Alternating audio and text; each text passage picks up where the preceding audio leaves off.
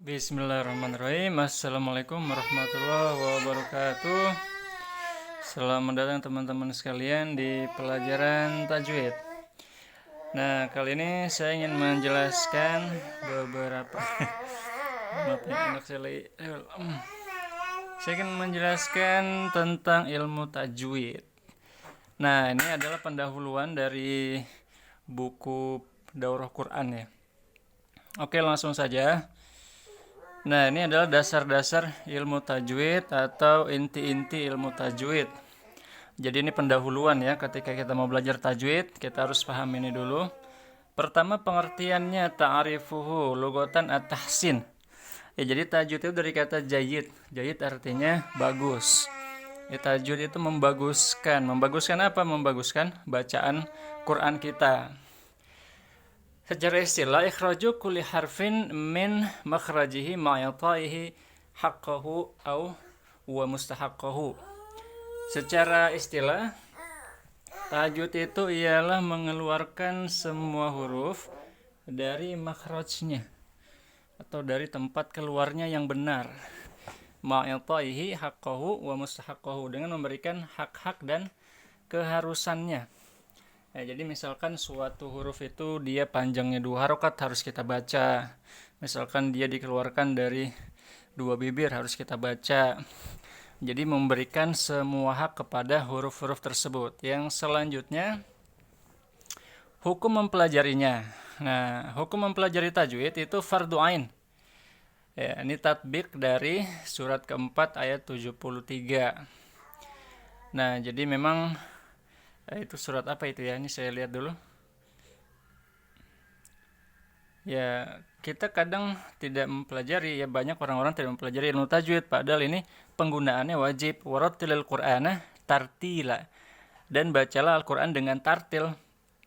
Tartil itu apa? Tartil itu dengan rapih ya. Dengan lancar. Nah, ketika kita tidak bisa membaca dengan lancar, maka kita tidak menjalankan ayat tersebut. Nah, apakah itu wajib? Ya, wajib. Jadi semua ayat Quran apabila dia dalam bentuk perintah dan perintahnya itu jelas, maka menjadi wajib. Dalam kaidah fikih al-amru lil wujub, semua perintah dengan dalil yang qat'i, dalil yang tidak bisa ditolak ya, yang sangat masyhur seperti Al-Qur'an, dia menjadi suatu kewajiban. Maka hukum menggunakan ilmu tajwid dalam membaca Al-Qur'an itu hukumnya wajib. Maka di sini dituliskan fardhu ain, wajib atas semua jiwa untuk menjalankannya. Nah, sedangkan secara teori ya, secara teori itu hukum mempelajarinya adalah fardu kifayah. Wajib bagi sekelompok orang. Apabila suatu masyarakat sebagian dari kelompok tersebut sudah mempelajarinya, maka hukum wajibnya menjadi gugur ya, karena sudah dipelajari oleh sebagian orang. Maka jika kalian, Anda ya, sebagai pelajar, Anda adalah utusan dari keluarga Anda ya, maka ketika Anda sudah belajar, nanti kewajiban atas keluarga Anda gugur ya. Maka Bapak Ibu Anda yang gak pernah belajar tajwid, keluarga kita ya, itu menjadi dosanya gugur. Tapi kalau sama sekali tidak ada, satu keluarga tidak ada yang belajar tajwid, ya itu nanti semua kena dosa, karena ini hukumnya fardu kifayah, seperti mengurus jenazah. Kalau satu kampung itu nggak mengurus jenazah, semua orang anggota masyarakat di kampung tersebut kena dosa. Tapi kalau satu orang sudah melaksanakan kewajiban itu, maka kewajibannya gugur, tidak kena dosa. Apa keutamaan belajar tajwid?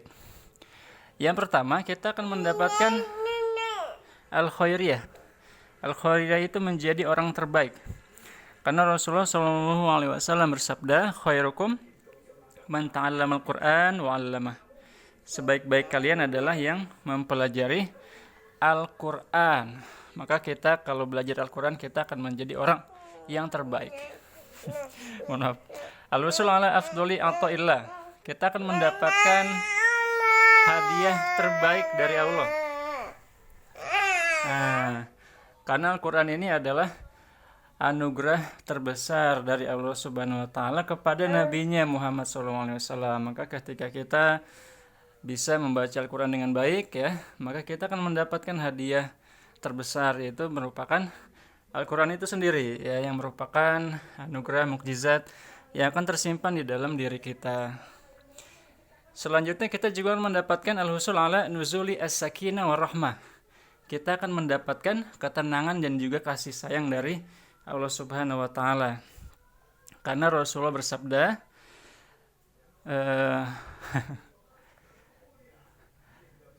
ma ijtama'a qaumun fi baitin min buyutillah yatluna kitaballah wa yatadarasunahu. Tidaklah suatu orang itu, sekelompok orang itu berada di satu rumah, kemudian dia membacakan ayat-ayat Allah, illa nazalat alaihi sakinah, kecuali Allah akan turunkan kepada mereka ketenangan, wa ghasyiyatuhum rahmah, dan dia akan ditutupi dengan kasih sayang Allah, wa hafathumul malaikah, dan mereka akan diselimuti oleh para malaikat, akan berkeliling mengelilingi mereka, wa zakarahumullahu fi man indah, dan Allah akan menyebut nama mereka di sisi Allah Subhanahu wa taala. Maka kita akan mendapatkan rahmat, ketenangan, dan lain-lain. Wa haffi al malaikah, kita akan dikelilingi oleh para malaikat. Ya, itulah keutamaan mempelajari Al-Quran. Goyat ta'alumihi. Ya, selanjutnya tujuan mempelajarinya apa? Goyat saunul lisan anil lahni inda tilawatil Quran. Menjaga lidah dari kesalahan ketika membaca Al-Quran. Marutib tilawatil Quran at-tahqiq, at-tartil, at-tadwir, al-hadar. Oke. Ma'muraat ahkamit tajwid. Jadi dalam urutannya, tajwid itu, tilawah Quran itu ada 4 level. Pertama, at-tahqiq. At-tahqiq ini yang paling tinggi. Inilah yang biasa dibacakan ketika acara-acara resmi, misalkan nikahan, ya, atau nuzulul Quran, itu biasanya digunakan tahqiq. Ciri-cirinya apa? Tahqiq itu mereka bacaannya lambat, pelan-pelan, dan setiap tajwidnya dibaca dengan berlebihan. Dibaca lebih lebay gitu ya istilahnya ya. Dibaca lebih lambat, lebih jelas, lebih fasih. Terkadang dengan lagu yang bermacam-macam, ya mungkin kalian pernah dengar juga ada berbagai makom ya, yang biasanya para qari lebih menguasai. Saya pribadi belum hafal semua. Ya, seperti misalkan Ar-Rahmanu 'allamal Qur'ana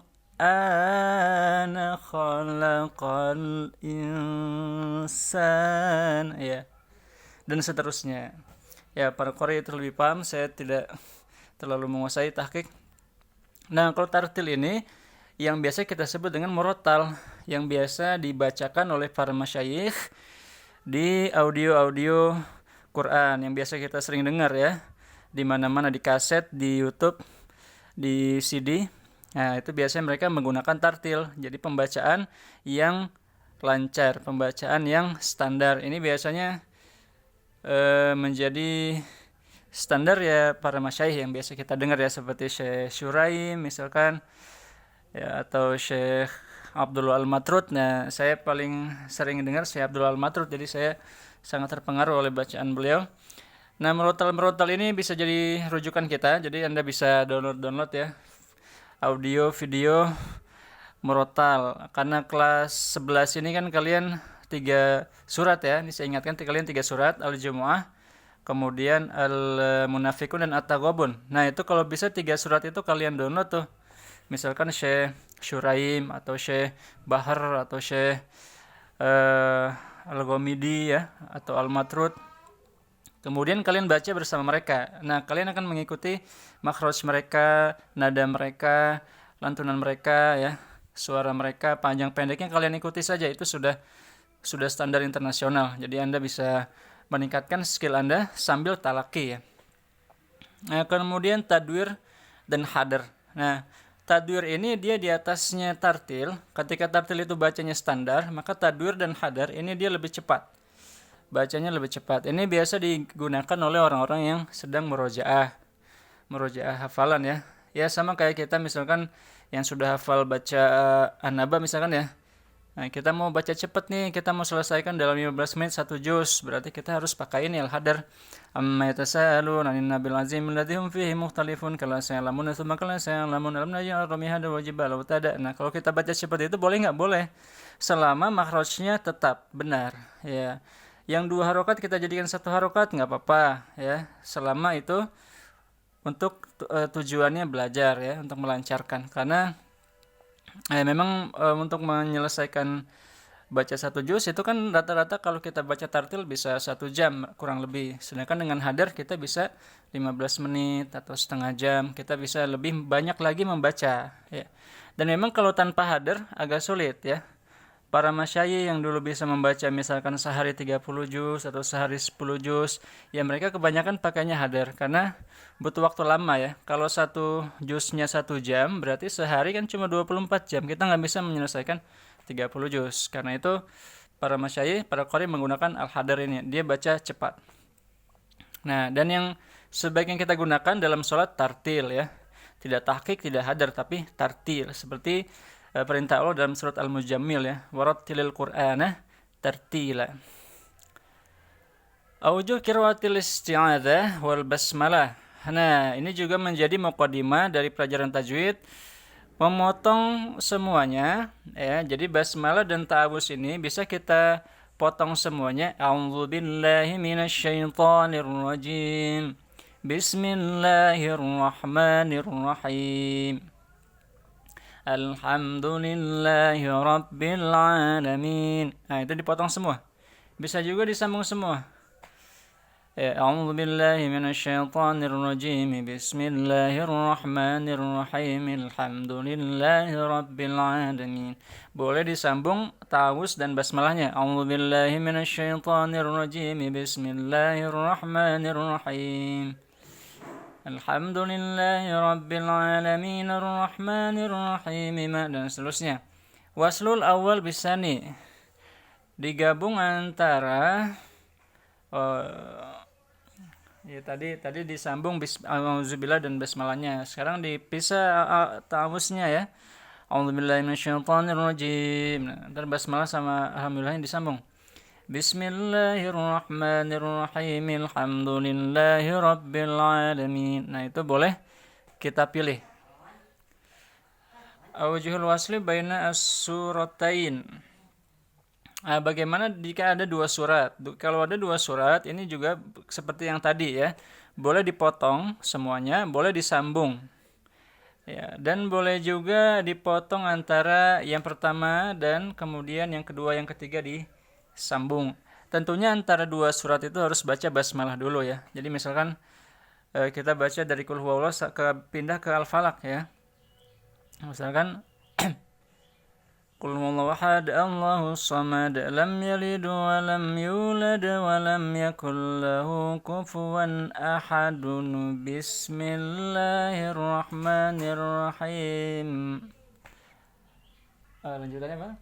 Qul a'udzu birabbil falaq. Jadi misalkan kita mau langsung tuh Bismillahirrahmanirrahim. Qul a'udzu birabbil falaq. Boleh kita sambung. Boleh juga dipisah seperti biasa ya.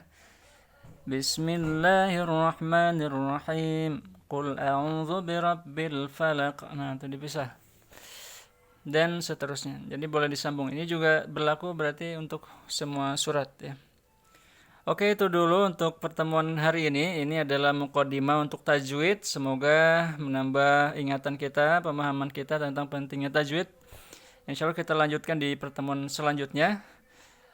Jangan lupa dikerjakan tugas-tugas hari ini ya. Terima kasih. Wassalamualaikum warahmatullahi wabarakatuh.